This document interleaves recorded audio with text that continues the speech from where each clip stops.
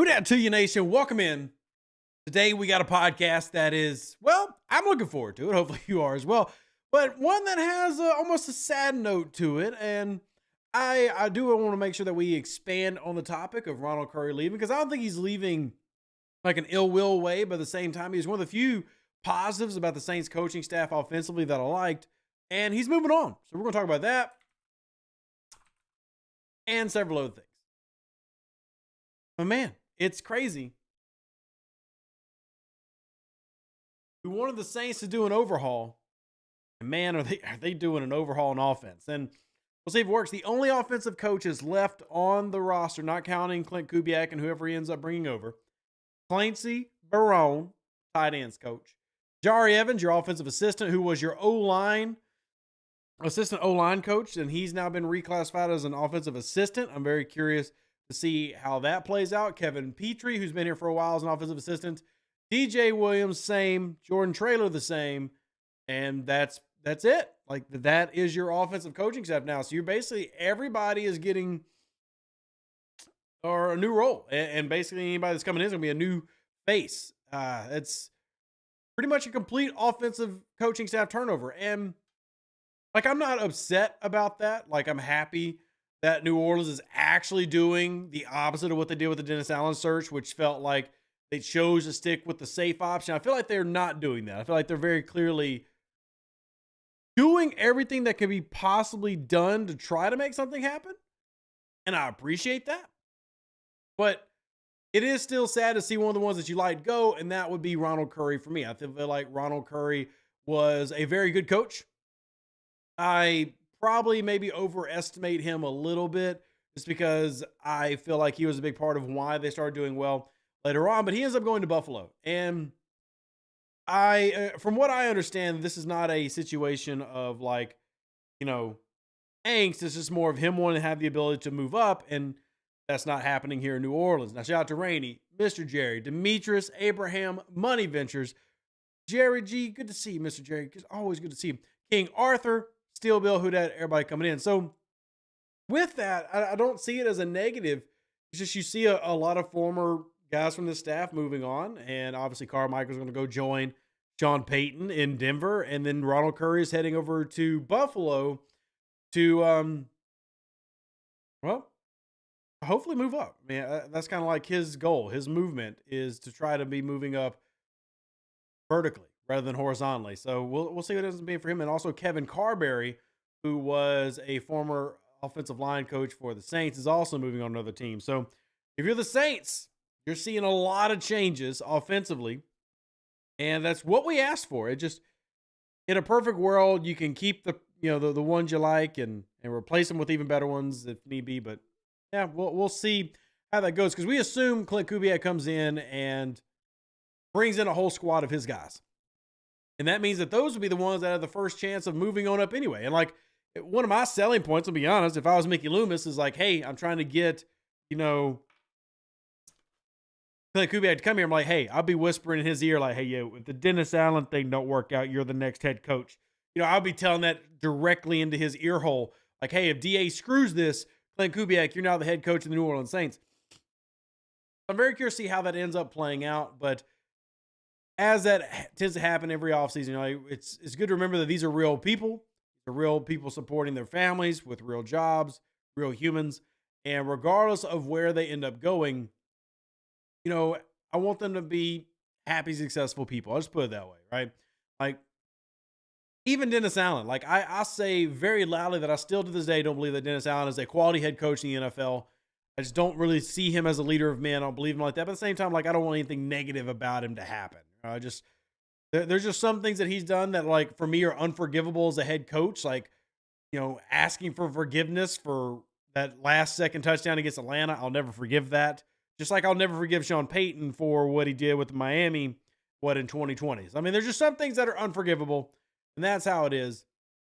But we'll see how this plays out. The good news is, though, is New Orleans has shown that they're committed to being a winning team. And we have heard, whether this is good or bad, we'll let chat decide, but we also know that Derek Carr was able to give input into what he wanted from an offense, and that, we learned that one of the reasons the Saints got better in terms of as a locker room as the season went on is him and Mario Davis were meeting weekly about making the team more unified. So those are all the right things, whether you like Derek Carr or not. And I'm not asking those who follow the Who Dat Confessional podcast to like Derek Carr as a player. I've kind of learned that at this point, you're either going to like him or dislike him.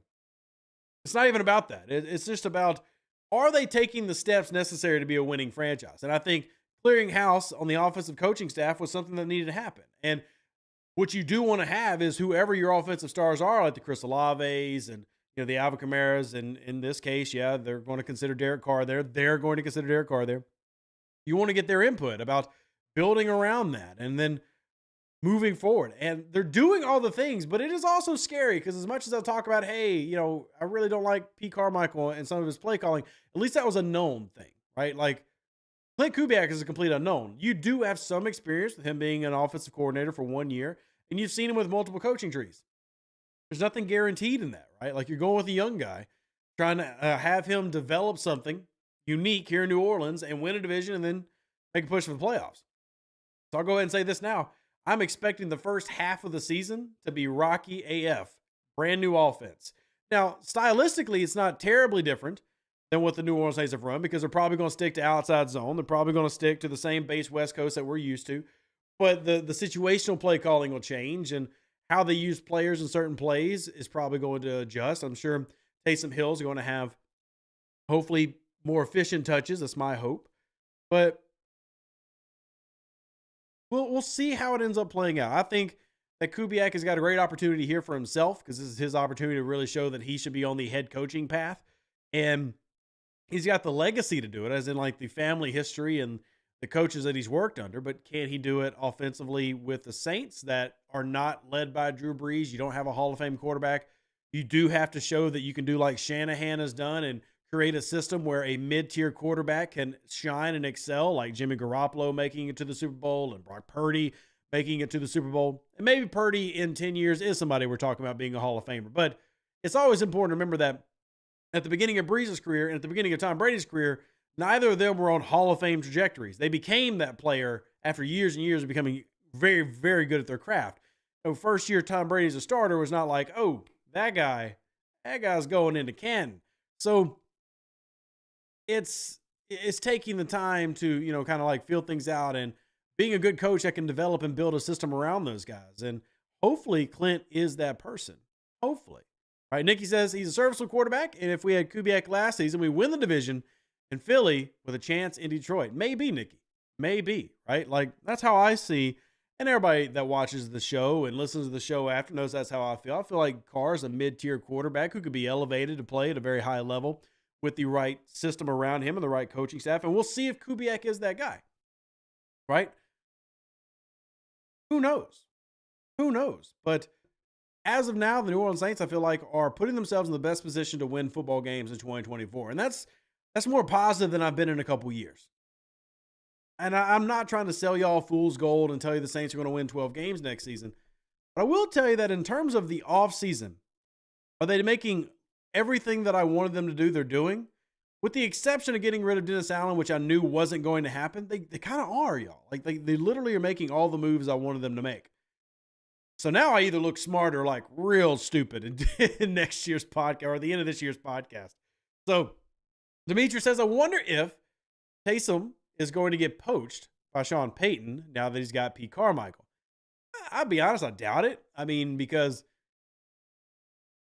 you don't have a ton of trade value in Taysom Hill, and they don't have a lot of capital over there anyway. Surely you wouldn't be like, oh, well, it's Sean Payton. He did a lot for us. And you give him a you give him a third day flyer for Hill. That would be terrible. Like, don't sacrifice your team because the guy was helpful for you. It'd be like Bill Belichick taking over the Falcons and then, if you could just send me, everybody over from there. I hope not. I wouldn't think that they would do anything like that. And to be honest, no offense to Taysom Hill, as much as I like Taysom Hill, and I'm talking about being one of the best X factors in the NFL. Taysom Hill is not 28 anymore like when he joined with Sean Payton. Taysom Hill is turning 34 this year. And for a skill position player, that is old. And I think you only probably see Taysom as a high-end athlete in the league for 1 or 2 more years. And that's only because he entered the league at 27. So like he avoided 4 years of like getting the hell beat out of him for the most part. I mean, what could you really get for Taysom? I would rather keep Taysom. I would rather keep Taysom because Taysom is guaranteed a minimum of 5 touchdowns a season. Minimum 5 a season. He has not had less than 5 TDs in a season since 2018. He is good for a minimum 5 TDs. And that's only rushing and receiving. That doesn't count any passing TDs he ends up having. And I would assume Clint Kubiak takes advantage of that in one form or another. So, yeah, I mean, to me, Taysom's a must keep. Now, Money says 2024 schedule will be a serious challenge. Chiefs, Philly, Chargers, Dallas, Browns, etc. much harder this year. I am going to tell you that you're wrong, Money. Here's why. There is no stat more irrelevant than strength of schedule 8 months before a season starts. There's literally nothing more irrelevant. Now, that doesn't mean that strength of schedule can't have value, but it has value when you're like week 9 in a season. Because every year, the team that you thought was good becomes bad, and the team that was bad becomes good. There's always that turnover. And I'm not saying that all the teams you mentioned are going to just be bad, but I don't expect them all to stay good. And that same thing goes for New Orleans, right? Like New Orleans was a barely above average team this year. But New Orleans had a lot of context, and we've talked about to why they were bad. And we talked about the offense, especially early in the season, having failures, blowing the 17-point lead to the Packers. Like we can talk about the defense blowing the lead, but the fact that you're not going to win football games in this league scoring 17 points. You're just not. Like you're not winning many football games doing that, no matter how good your defense is. The best defenses in the league are holding guys to 20 points.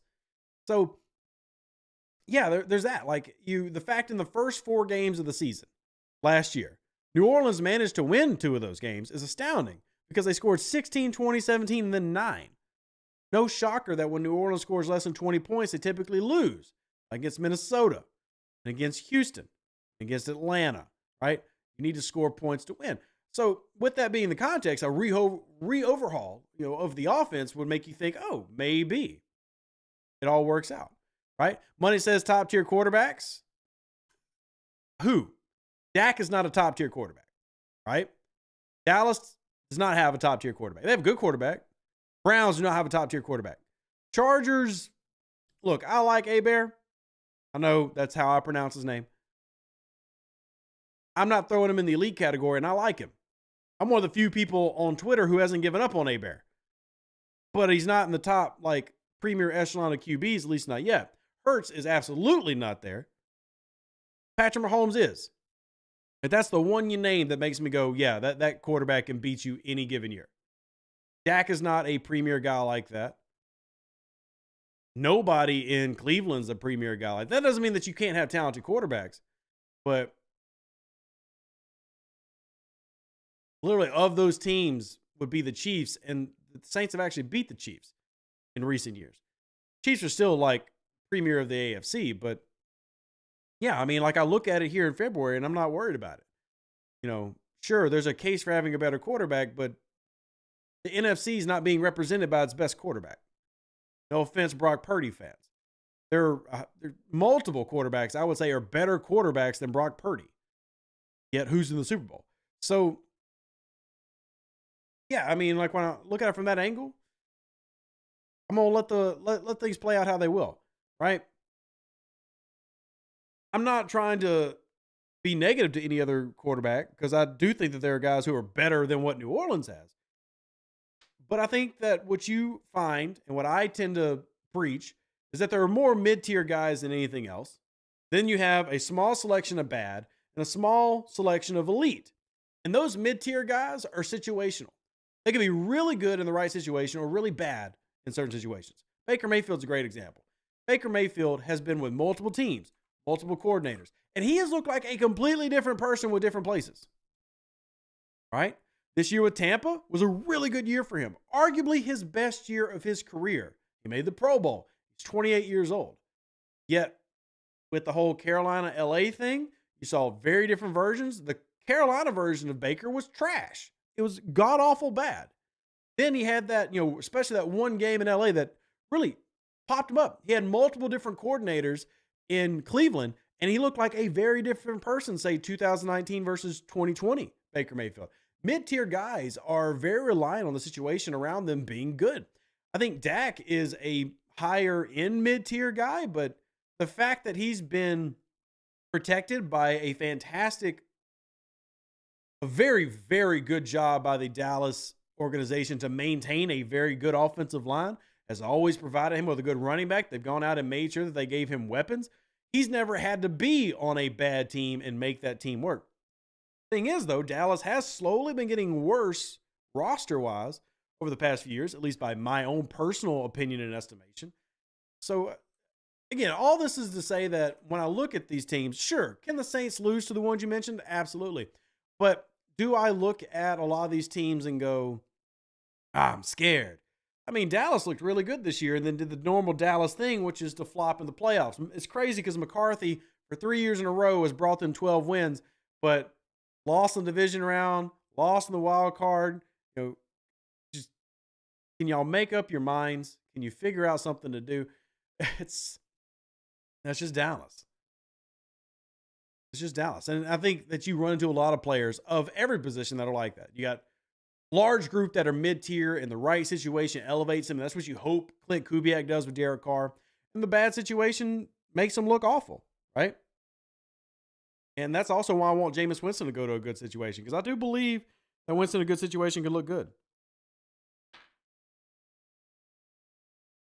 Anyway, that's just my opinion. What do y'all think?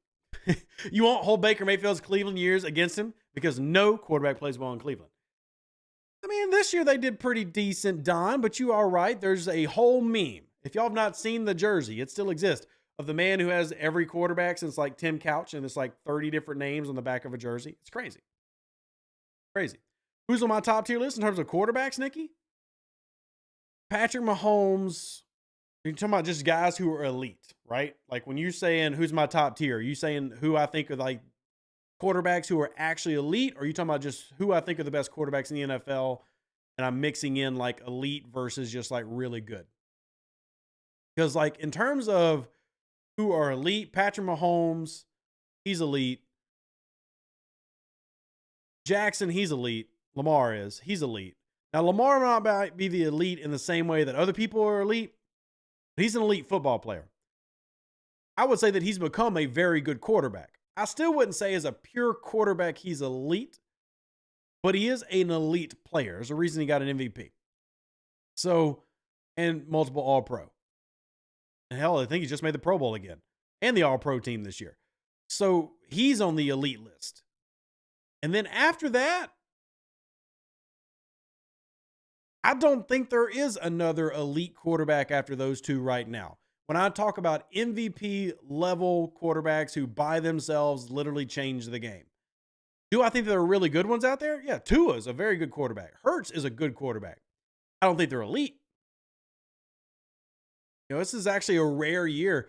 It's one of the first years in recent memory that I can think of where there wasn't a quarterback who threw more than 40 touchdowns. Everybody's in the 30s. Last year, Mahomes threw 40, and that's kind of a mark of an elite guy.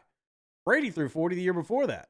And Mahomes and Stafford has had years where he looks elite, but again, I think he's just a high-end mid-tier because he's situational. But honestly, Jackson and Mahomes are probably the only two that I go, yeah, those are elite. And Burrow is a maybe. I like Joe Burrow. Joe Burrow needs to not be the Marcus Davenport of quarterbacks. But I don't know if I would put Joe Burrow in the elite list yet. I would say that Joe Burrow is extremely good. Joe Burrow has still yet to throw for 40 touchdowns. And I don't want to like leave that singular metric up there as if that's the forbidden fruit and that's what makes a person the best player at their position. But I do think as a quarterback, that's definitely a good show. And also one of the reasons that I don't put him in the elite category is he has an interception percentage of like 2.5% in his best season. So the year where he threw like the completion percentage, he led the league in completion in 2021 and threw 34 TDs. He had a 2.7 interception percentage. Now, there are elite quarterbacks who do worse than that. For example, this year, Patrick Mahomes, a little bit more intercepty than you're used to, but he only threw 2.3%. And his career interception percentage is 1.8. And his career TD percentage is 6. That is ridiculously high. Those are like elite redonk numbers. Drew Brees, who we'll always talk about being one of the best of the best. His career TD percentage was over 5, and his interception percentage for his New Orleans days was 2.2. I mean, so I would say Joe Burrow is teetering in that. And if he could not be injured all the time and continue to grow, maybe he becomes elite. But I would say that Joe Burrow is extremely good, on the cusp of elite, but you haven't gotten to see him be elite yet. Like, consistently change the game every time he's on the field. Do I think that he's trending in that direction when he plays healthy? Sure. Yeah, I'm not arguing that at all. But do I think he's there yet? No. I think he was on pace to get there this year, because this year I think was a real tough test. You didn't see them have the same level of elite offense as in years prior. But yeah, I think there's two guys, and they're both in the AFC. There's not a single NFC quarterback that I think is elite. That doesn't mean I think they're bad, but again, the main ones that come to people's minds are going to be like Hurts and Prescott and maybe even Jared Goff. No, I don't think any of those guys are elite. I think that they're good, and I think they're better than what New Orleans has, but I don't think they're elite. And the only quarterbacks that fear me game day are elite quarterbacks. Drew Brees would fear me. Tom Brady would fear me. Mahomes, fear, right? Jackson, fear. Which we played Jackson recently, and fear. But yeah, I'm not scared of the others. Can they win? Absolutely. But I think that the NFL is in a little bit of a downswing right now, where we went through an era, many of you who watched the show for a while, there was a good 10-year period where there was arguably 5 Hall of Fame elite quarterbacks in the NFL, right? Depending on what year you want to pick, right? There was Tom Brady, Drew Brees, Aaron Rodgers, Peyton Manning, literally all active at the same time. And that's just naming those 4. There's arguably others who were in there that were winning MVPs that were really good and stuff. And then you had Patrick Mahomes come in at the tail end of that with Lamar Jackson and stuff. That's just picking those handful. That's not counting a whole bunch of other really good quarterbacks New Orleans has had. And I just think we're coming on almost in a down season for quarterbacking, which is weird to say. But I think it's just kind of where you're at. Chat, feel free to disagree. Don says Goff equal Carr. We can only know that with real situational play calling, right? Like, we saw what Goff has been with 2 teams now. But they've also been 2 good systems, right? Ben Johnson, good system. McVay, pretty good system. What would he look like with Pete Carmichael? At the same time, let's just be honest, Mr. Dime. We can make this argument for a lot of different people, a lot of different players. Well, great wide receiver could have been great had he been on a better team, right? Fear Lamar Jackson, he runs too much. Money. I feel like you're listening to talking heads, because Lamar Jackson doesn't run that much. Lamar Jackson threw the ball 457 times this year. That's a lot. That's a lot. That's I don't know what to tell you. I mean, does he run? Yeah, he's an incredible athlete, but the man threw 24 touchdowns this year, threw for almost 4,000 yards, 67% completion percentage, and threw the ball almost 460 times. That's not it's a running quarterback who decides to throw every now and then. That's a lot of freaking passing, right? So, in fact, his rushing attempts this year, just going by the numbers, there's only one more rushing attempt than his rookie year. And he's become a much better passer. So, is he an elite quarterback, just as pure quarterback? No. But people act like the man runs 200, 300 attempts a season. He doesn't. He is a quarterback first who also is deadly on the ground. And to give you the numbers, just pull them out. He ran the ball 148 times this year. The most he's ever done it was 176. But there are quarterbacks out here who will run the ball 200 damn times. Got Cam Newton. Let's see Cam Newton's most he ever ran rushing attempts in a single season. Let's see. Oh, damn. Cam never actually rushed over 200. I could have sworn Cam had a season where he rushed over 200 attempts. Well, apparently I was wrong. Cam Newton had high numbers, but never rushed for 200. I would have thought that he ran 200. Oh, well, I was wrong on that point. Jackson actually didn't run enough in the playoffs against the Chiefs. There's definitely an argument for that. But again, so much of it's situational. I mean, we talk about Patrick Mahomes, but Patrick Mahomes literally went into such a great situation. And I'm not saying that Patrick wouldn't have been elite in another spot, but Andy Reid literally was known as a QB guy before Patrick Mahomes. Like, he was known as a quarterback guy with the Eagles. He was known as one with Alex Smith. Right? So he's always been known as a guy who can elevate quarterback play his entire career. He was a quarterback's coach for Green Bay under Ron Wolf when Ron Wolf was the general manager of Green Bay. I mean, that's always kind of been his thing. Are we going to sit here and pretend like Patrick Mahomes has not benefited from having one of best QB coaches in the NFL? Definitely. Of course he is, right? Of course he is. So, yeah, I'm very curious to see where the league goes. And if any of the quarterbacks from this year, I know Gundam's really big on Jaden Daniels. If any of the quarterbacks this year become, kind of like that next crop of guys, but you're just looking at just pure numbers. Dak Prescott led your league in TD throws this year. Yet I don't know anybody who would say that Dak Prescott is elite. And he's the one that led the league in TD passes. And yet I don't know anybody that would say Dak Prescott's elite. They would say that he's in that maybe top 5, top 10. When we talk about the elite guys, it's crazy because in that, led the league in TD passes. However, only 2 fourth quarter comebacks. That's it. Now, I guess we are blaming him now for being in that situation. I'm not trying to blame him. I'm just saying that he had a really, really good team. Whereas Russell Wilson with Denver had to come back 4 different times, right? Geno Smith with Seattle had to have 4 fourth quarter comebacks, 5 game-winning drives. Jalen Hurts with Philly, 4 game-winning drives. Dak Prescott wasn't doing all those. So I just that's why I've never had Dak as an elite. I just don't think he's an elite guy. I think he's good. Also, Jordan Love not making the Pro Bowl. Wild. Only 4 quarterbacks this year threw for 30 or more touchdowns. I'm kind of get stuck on this note, but I'm curious. I'm going to go back to 2018 and see. In 2018, there were 9 quarterbacks that threw 30 or more touchdowns, with one of them throwing 50. So just literally 5 years ago, 9 people threw 30 touchdowns, and this year, 4. Over double. What if we go back in the MVP era that I talked about, like having all these Hall of Fame quarterbacks? Let's see 2011. Well, 2011, there were 3 quarterbacks that throw over 40 TDs, let alone over 30. Good golly. What about the year the Saints won the Super Bowl? How many happened then? All right, so that year is the last year that I've scrolled through so far. Was the last time that a quarterback, or there were only 4 quarterbacks to throw 30 or more TDs. Yeah, go back all the way 2009. And by the way, that's when Brett Favre was still in the league. He was playing for Minnesota. That's a Hall of Famer. Peyton Manning, Hall of Famer, was still with Indy.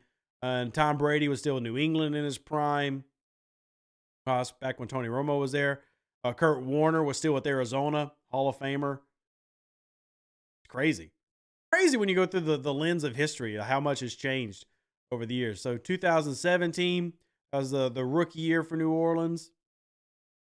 Carson Wentz, Russell Wilson, Tom Brady throwing over 30.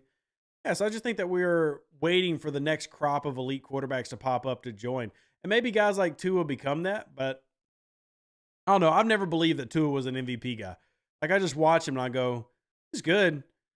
But when I watch him, do I think he's the best person on his team, or do I think somebody else is the best person on his team? And personally, when I watch Tua, I think that there are other people that are better than him on his team, like Tyreek Hill. Tyreek Hill is the better overall player than Tua on that team. I think real elite quarterbacks, you never have that conversation. I know I'm kind of rambling now, but it's off-season contest. We're going to ramble a little bit. Unless y'all really want to talk about the fact that Tre'Quan is going to Detroit. Tre'Quan Smith has managed to find himself another home, assuming he makes the roster for 2024. He'll be with the Detroit Lions. Man just won't go away. He just won't go away. I thought I wanted ill will him. Again, the same conversation as earlier, so.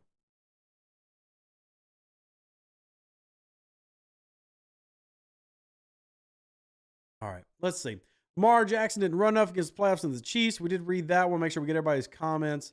Let's see. Actually, I'm curious. Did Tre'Quan even take a snap with Denver last year? Tre'Quan Smith. Let's pull up his record. So he actually did not record a single reception with Denver and was only there for one game. Literally was only there for one game. So we'll see if he makes it on the new roster. We'll see if he makes it on the new roster. But I think Tre'Quan's time in the NFL might be wrapping up. Detroit Lions, Tre'Quan Smith. The next NFL stop for Smith will be Detroit after an uneventful season in Denver. Initially followed Sean Payton. So it's a reserves future deal for a veteran. A reserves future deal for a veteran. Yo, Nikki, I'm glad you enjoy the ramblings, my friend. I like talking sports, man. I like talking it with y'all. Y'all are the family. So we love the family. We love the family. It's all good. All good. Nikki, I appreciate you, man. Thank you for support. So besides Ronald Curry leaving and besides Tre'Quan heading to Detroit, all's the same for New Orleans. I'm not sure how much y'all follow podcasts outside of Who Dat Confessional and things like that, but been quite the talk around town with guys like Carr on podcasts. So many football players on podcasts now. Yeah, there you have it. There's where we're at. This is the best Saints channel on YouTube. I appreciate that, Don. It's very kind of you to say. Try to have a good conversation. I wish I had more time for it as I'm always working on my other channel, but at the same time, I think I can't ever see me leaving Saints football, even if we do return to the gutter. And as much as some fans want to believe it, we are not in the gutter, y'all. I'm telling y'all, y'all hate Dennis Allen all you want. I've become that old Saints fan because it's been way worse. It's been way worse. James Garfone, who dat to you? Good to see you. Actually about to wrap up here a little early. I'm going to go check on the kids and get ready for work tomorrow. But check us on the rewind and the rerun. A little bit of a shorter episode, which is good because I'd gotten in a bad habit of going about an hour and a half. And I've always wanted to be in that 30, 45-minute range. I consistently fail it. But hit it up. Appreciate y'all. Who dat? God bless. Deuces. That's me. I'll see y'all on the Discord if you haven't joined it already. Link is in the description of this video. And we will catch you then. See ya.